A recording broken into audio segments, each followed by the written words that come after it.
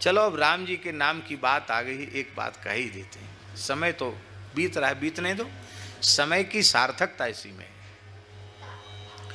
संपूर्ण वेदादि शास्त्रों का सार श्रीमद् भगवद गीता है। श्रीमद् भगवद गीता का सार शरणागति है और शरणागति का सार विष्णु सहस्त्रनाम है। शरणागति के उपदेश के बाद कुछ उपदेश अवशिष्ट नहीं था, पर भगवान ने परम भागवत महाभागवत पितामह भीष्म के द्वारा, धर्मराज युधिष्ठिर भी हैं, सभी पांडव वहाँ हैं, तमाम ऋषि हैं, वहाँ विष्णु सहस्त्रनाम का उपदेश भगवान ने पितामह भीष्म के मुख से कराया। ओम विश्वम विष्णुर्वषट्कारो भूत भविभत प्रभु भूतकृत भूत भावो भूतात्मा भूत भावना पूतात्मा परमात्मा च मुक्तानाम परमागति इत्यादि।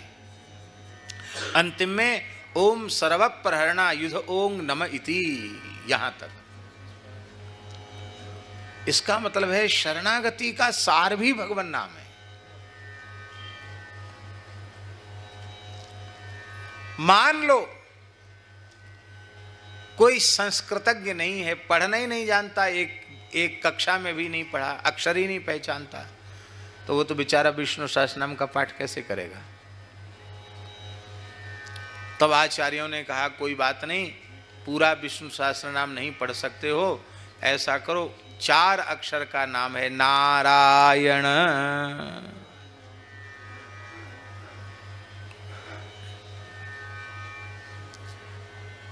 है ना, विमुक्त दुखा सुखिनो भवंती। नारायण शब्द मात्र के उच्चारण से विमुक्त दुखा सुखिनो भवंती। अब कोई भारी आलसी है, वो कहता है इतना लंबा नाम नारायण, इतना लंबा कैसे लेंगे, थोड़ा छोटा कर दो। तो दूसरे महानुभाव ने कहा चलो कोई बात नहीं, तुमको आलस आ रहा है, नारायण नाम कठिन नहीं, बड़ा सरल है, बड़ा सरस है, बड़ा मधुर है, क्या कहना। प्रातःकाल उठते ही अपनी जिह्वा को सावधान करना चाहिए। ये प्रातः स्मरण का श्लोक है। हे जिह्वे रससारज्ञे सर्वदा मधुर प्रिये नारायणाख्य पीयूषम पिब जिह्वे निरंतरम। अरे जिह्वा, तू अपने आप को रस के सार को समझने वाली समझती है, तुझे सदा सर्वदा मीठा ही प्रिय है, मधुर ही प्रिय है। मैं तुझे बतला रहा हूं, श्री नारायण नाम के जैसा मधुर अमृत तुझे त्रिभुवन में कहीं मिलेगा नहीं।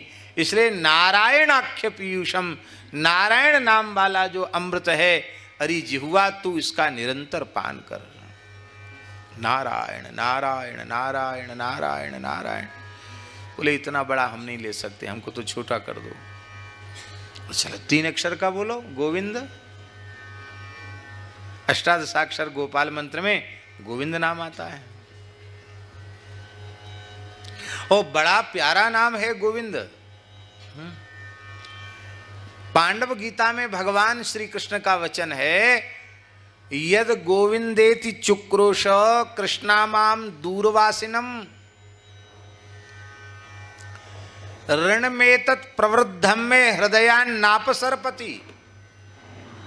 द्रौपदी ने गोविंद नाम का उच्चारण किया, उसका इतना कर्ज हमारी छाती पर चढ़ गया है। ठाकुर जी कह रहे हैं कि महाभारत युद्ध हो गया, पांडवों की विजय हो गई, युधिष्ठिर धर्म चक्रवर्ती सम्राट हो गए, लेकिन अभी भी हमारा कर्ज उतरा, अभी गोविंद नाम उच्चारण के कर्ज से मैं दबा हुआ हूं, मेरी छाती पर चढ़ा है कर्ज।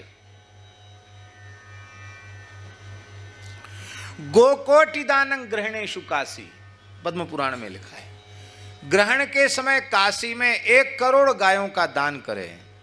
जिन गायों के श्रृंग स्वर्ण मंडित हों, खुर रजत मंडित हों, जिनके पुच्छ में हीरे मोती लटकाए गए हों, ऐसी कांस्य दोहना सवत्सा 1 करोड़ गायों का दान ब्राह्मणों को करे ग्रहण के समय में।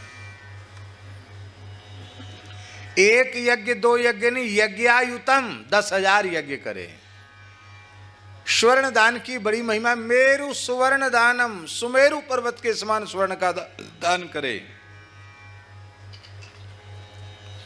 प्रयाग में 1 वर्ष कल्पवास नहीं, 7 कल्पवासी। माघ मास में प्रयाग में जाकर 100 साल तक कौन करेगा कल्पवास? 100 साल तक लोग जीते ही नहीं है। मान लो कोई दीर्घजीवी है, 100 वर्ष तक लगातार हर साल कल्पवास करे और एक बार गोविंद नाम का उच्चारण कर ले, तो गोविंद नामना न भवेत चतुल्यम। व्यास जी लिख रहे हैं गोविंद नाम की समता नहीं कर सकता, क्योंकि गौ माता का रखा हुआ नाम है। अभ्यसिंचत दासारहम गोविंद इति चाभ्यधात, श्रीमद् भागवत में लिखा है। भगवान को बहुत प्रिय है गोविंद नाम। उसने कहा महाराज ये तो बहुत कठिन है गोविंद नाम। क्यों? एक तो इसमें संयुक्ताक्षर है इंदा, और फिर लृतुलसा नाम दंता, किसकी दांत ही ना हो तो, दांत हो ही नहीं तो ठीक से उच्चारण नहीं कर पाएगा, कुछ न कुछ तुतलाएगा जरूर। जिनके मुहड़े में 2-4 दांत भी गायब हो जाते, उनकी हवा खिसक जाती है और मुंह से कुछ का कुछ निकल जाता है। ऐसा होता है कि नहीं होता? ठीक उच्चारण नहीं होता। और एक भी दांत न हो तो महाराज बड़ा कठिन है नाम का उच्चारण करना। कोई सरल सा बताओ। तो विष्णु सहस्त्र नाम का सार क्या है? नारायण, नारायण का सार गोविंद, गोविंद का सार क्या है?